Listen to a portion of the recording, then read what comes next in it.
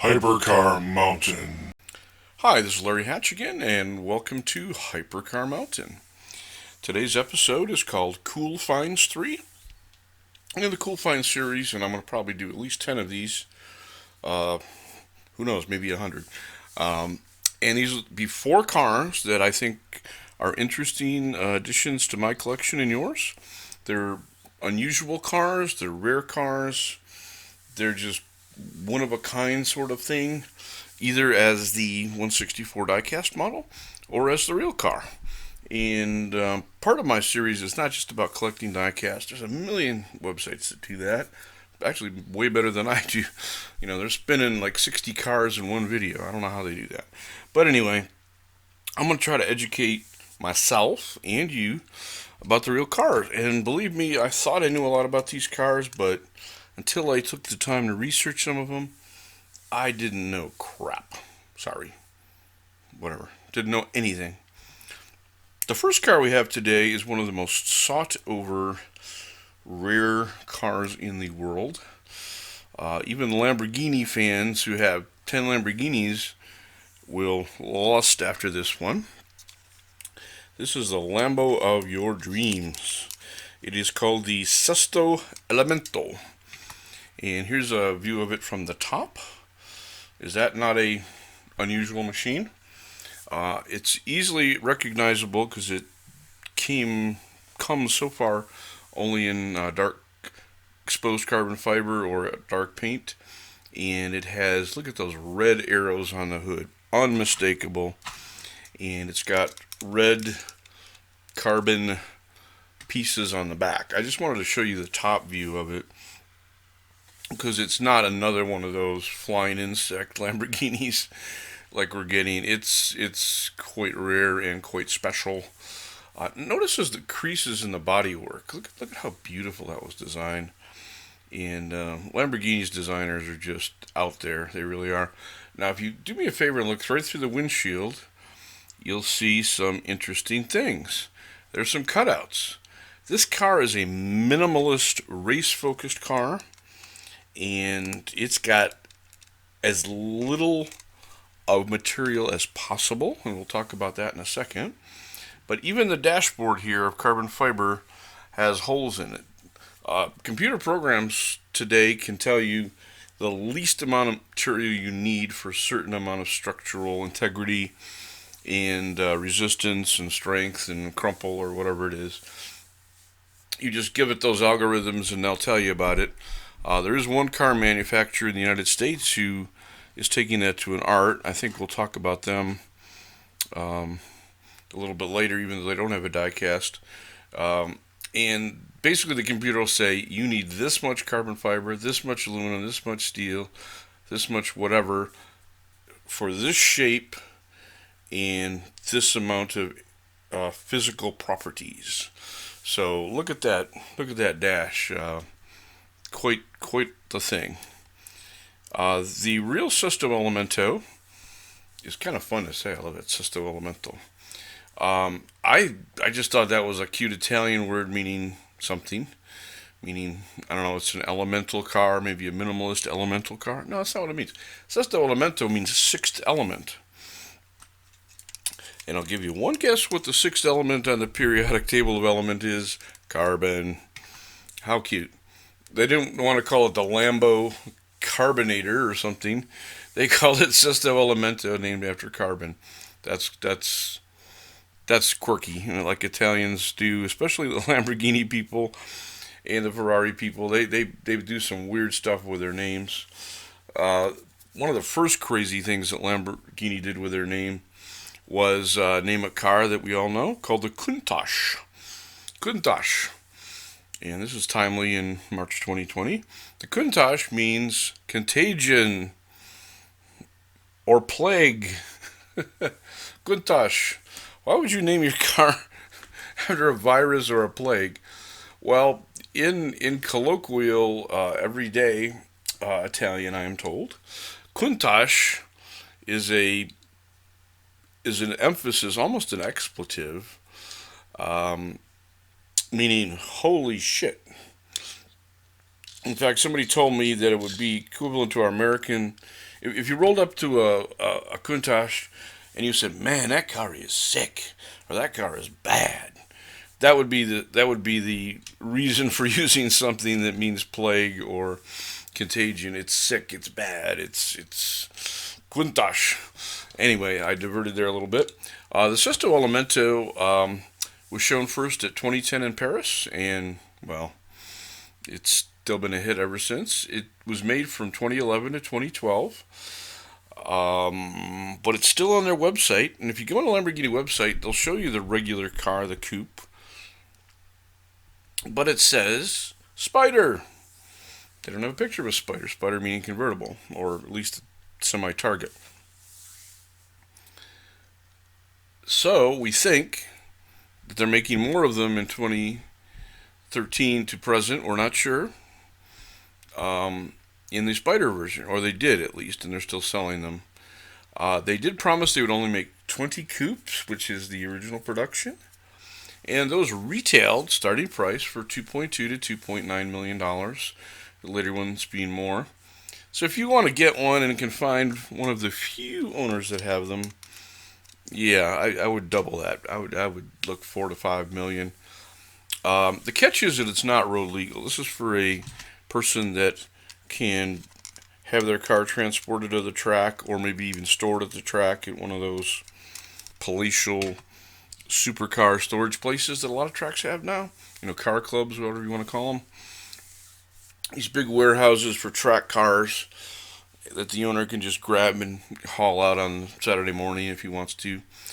The Sesto Elemento has a 5.2 liter V10 engine, a very familiar sort of Lamborghini setup, and in this version it makes 562 horsepower and has been tracked at 221 miles per hour. Because this car is very minimalist, it's got carbon fiber everywhere, it's got no fancy stuff like no AC, no stereo, nothing, no creature comforts to speak of. It does 2.5 seconds 0 to 60. And compare that to the stock Aventador with all the creature comforts, that does 2.9. So hey, this thing is significantly, roughly half a second faster than an Aventador, depending on the driver, of course. And it only weighs 999 kilograms. Any car that is under 1,100 or 1,000 kilograms, holy heck, that's a light car. So that's the Sesto Elemento from the academic side. And let's see, what do I have here? The next picture I want to show you is its lovely interior. Look at that. It does have 2 seats. It is made for taking somebody around. But again, you can take out the passenger seat if you wanted to. Again, look at that race focus steering wheel. No clever buttons. Look at that. No airbag. No nothing. And look at that dash. It's so full of holes and ornate carbon fiber pieces. You can even see a little motor in front of the passenger. You can see there's a hole in front of the passenger. It does not have any special creature comforts, and the seat is super light. No heavy leather padding or heaters, coolers, vent work, whatever. This is a track-focused car, but again, as you saw from the outside, heck, it's quite a good looker too. The version I have here is in this 1/64 scale, and I forget to tell you that's the only version I can afford. It's from Kyosho, and it's very true to the original car. It's a very beautiful machine. It doesn't have quite the ornate cutout interior of the real car, but it does have at least some little V-shaped indentations on the dash, so you know that they are patterning after the real thing. And it's got those red carbon fiber markings on it. It's a smashing car. If you collect Lamborghinis or any hypercars, and this is a hypercar, yeah, that's a great thing. And again, why is it a hypercar? Because it's over $1 million. They're only making 20 of them in the coupe, and it's got the numbers 2.5 seconds 0 to 60. So it qualifies as a hypercar beyond any question.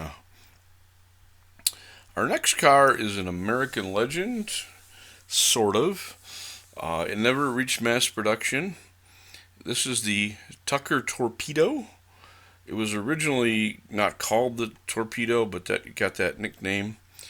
This was a car designed in America to take on the world and to take on the big three, General Motors, Chrysler, and Ford.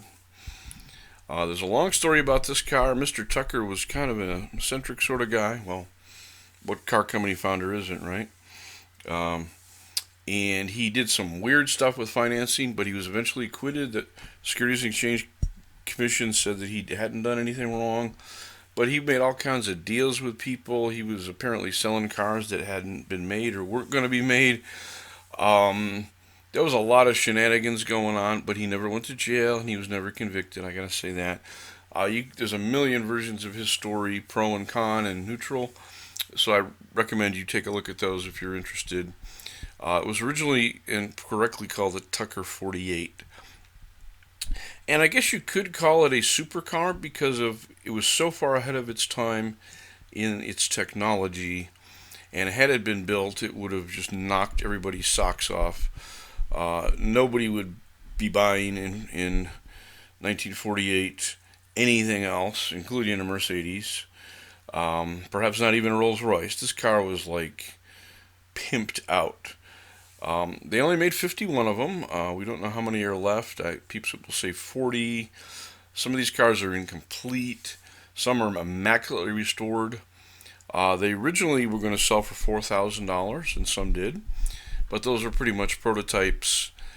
But today, if you get a perfect, pristine one, fully restored, I saw one listed in 2012 at an auction for $2.9 million. But let's talk about what you were going to get in 1948 or 1949.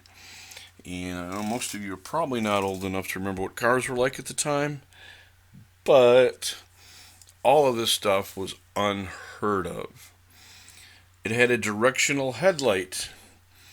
The Cyclops headlight in the center, could turn, and it would follow the direction of driving.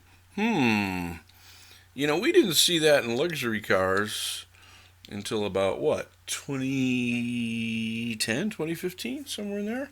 In fact, most expensive luxury sedans don't have that today, even though they can just point these little tiny LEDs anywhere they want. The car was not strictly road legal in all states. In fact, in Michigan itself, you could not have a car with more than 2 headlamps, so this had 3. They were going to have to do something about that. It had a perimeter frame, meaning it was a very secure thing that the chest or that the body was put on. It was a perimeter frame, and that was kind of like a fence to protect you in case of a side crash. Excuse me. There was also a roll bar built into the roof. It was not necessary, but they wanted to do that. It also had a collapsible steering wheel. Again, way ahead of its time by decades. Decades. It had a padded dash, and I'll show you a picture of that here. It was a leather padded dash, and it was hoped that, it would save some lives. And if you look at this picture, you see there's like a big space underneath. There's no glove box, no fancy other stuff, no entertainment system. The idea was that in the event of an accident, the passenger would jump down into that little space like a cocoon and protect themselves. In fact, the designers of it were against seatbelts. They thought seatbelts were dangerous at the time, that it would just, tear your body apart. Again, they were probably right on that. But anyway, so with the perimeter frame being very sturdy, the roll bar, the padded dash, the collapsible steering wheel, and a shatterproof windshield, decades ahead of its time, this was supposed to be a very safe car, and it was going to be marketed like that. The car also had magnesium wheels for lightness, disc brakes, unheard of. When was the disc brake sort of standard on American sedans? geez, maybe 2000. In fact, some of the cheap stuff from Japan doesn't even have it. Only has 2 disc brakes. But anyway, again, 1948 disc brakes and fuel injection. Holy heck! They also got together with a manufacturer and we're going to incorporate self-healing tubeless tires. You know, a run-flat tire. Again, how many of our American sedans have a self-healing run-flat tire? We all have tubeless tires. But again, wow. It had a continuously variable transmission, so there wasn't a lot of shifting involved. And you can see how sleek this car is. It had a 0.27 coefficient of drag. That is a outstanding number for a sports car, let alone a big, long sedan. It was only 60 inches tall, and may I remind you that one of the Ford GTs was only 50 inches tall. So this thing was low and slung to the ground. It had a hydraulic torque converter in each wheel. Each wheel had its own torque converter. Does that remind you of anything? Yeah, it reminds us of the modern electric cars that have a motor in each wheel. It's a very similar concept to each wheel having its own power torque delivery system. Interesting. They were also security mindful at the time, and it had 2 keys. It had a key to start the engine and a key to release the parking brake. So if you got one key but didn't have the other, the car would not move at all. Again, a lot of critical thinking on Tucker's part and his designers. They were truly geniuses. It had a 9.65 liter engine. Yes, that is correct.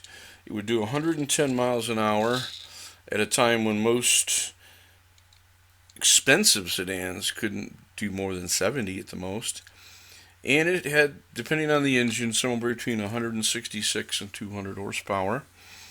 It was a big car, but at the time that was a lot. It was a big freaking number. Going to the diecast world, the example I have here is from Johnny Lightning, and it's a very solid Tucker example. The one I have here in, I don't know what you'd call it. It's not really gold. It's sort of like a yellow metallic. And it was offered in 2006 when I bought it. I also have a turquoise version. There's a brown version. Comes in lots of other colors. And they really wanted to do a tribute to what would have been America's supercar had it come to fruition.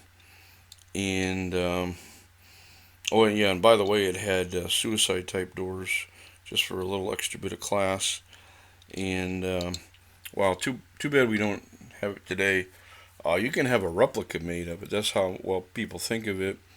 Is you can have a replica made of it, and boy, there's just nothing like it. Never was. Just a quirk of fate and history that Tucker ran out of money, but he had all this design and all these prototypes, and he very well likely would have made a car that, well, scare the death out of the big three. People have actually compared him to Elon Musk, that he was going to be the guy that changed the auto world and scared the bejesus out of every other automaker around the planet. And he did for a time, but they were able to close him down. Elon has been a great deal more, I guess I would say, collaborative and or lucky blessed in that he is still going. But Tucker was that kind of guy. He was going to set the world on fire and kick everybody's ass. And he had the makings of it and came very close. Our third car today, I'm not going to talk a lot about because you probably see them in real life. This is a Maisto example of a 2004 Infiniti G35. And I know I've commented that there's not a lot of real high quality Japanese sedans, you know, in the 1/64 scale. And that is true. Even the Tomica stuff to me looks a little shabby at times. But just look at this thing. It's in a metallic dark navy blue with silver trim. It's got a chrome grille. Very detailed headlamps and tail lamps. Says Infinity on the back. It's got a solid metal chassis with minimal detail. But look at those kind of, I guess you'd call them BBS style wheels. Kind of mimic a wire wheel with numerous V-shaped spokes. This car is pretty amazing. And if you look at it, the interior, the steering wheel is chrome. The dash console is chrome. And in the back, there are chrome, black, and silver upscale stereo components in the back window. Again, a super great car. And should you ever find one on eBay or anywhere else, grab it. It's a supercar in the collection. By the way, the G35 was a 3.5 liter sedan. That and the G37 kind of put Infinity on the map. Today they have the Q50 and Q60, which are even faster, 300 to 400 horsepower. But this was a awesome car at the time. Our fourth car today is something very curious.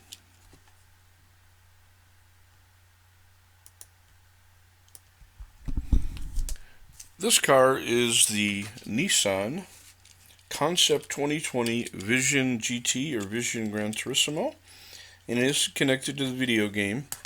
It was designed in Nissan's Europe or London studio, and it's a beautiful car. It's not a real car that exists now. Something like it may someday exist. It was created originally in 2014 and shown at the Goodwood Festival of Speed as well as the Tokyo Auto Show soon thereafter. And it's one of the most rectangular cars I think I've ever seen. It's squared off at the back with what are small fins actually below the spoiler, and it's got a vertical tail light, kind of Cadillac style. But in this case, the nose of it projects maybe a foot past those vertical headlamps. It's a very lovely car. They say that it foreshadows their LMP1 Le Mans race car, and I could see that. It certainly has a lot of those qualities. But everybody's saying, hey, it's the next GTR. Could be. And it'll certainly be designed to go over 200 miles an hour, they said, with the aerodynamics. Nobody has any idea what power plant it'll have, but God help us if this is the next GTR in a few years. It'll get a great deal of attention. However, I do want to calm your enthusiasm. Remember that Toyota, FT1, it was going to be the next Supra, probably the most beautiful Japanese car ever. And then we got that little runty, stubby BMW derived Supra that looks nothing like the foreshadowing car. Sorry to end on a bad note, but that's life, So I hope you enjoy collecting and stay fresh and stay real. Please share your comments with me in the section below. Please subscribe. I need some encouragement. I'm a little discouraged right now with the number of hits. Even though we're getting some looks and likes, but please give me some encouragement. And let me know what your favorite cool finds are. Maybe we can do some together, or I may already have them and we can feature those together. So give us some looks and likes and subscriptions if you would. Be so kind. Thanks very much. Hypercar Mountain.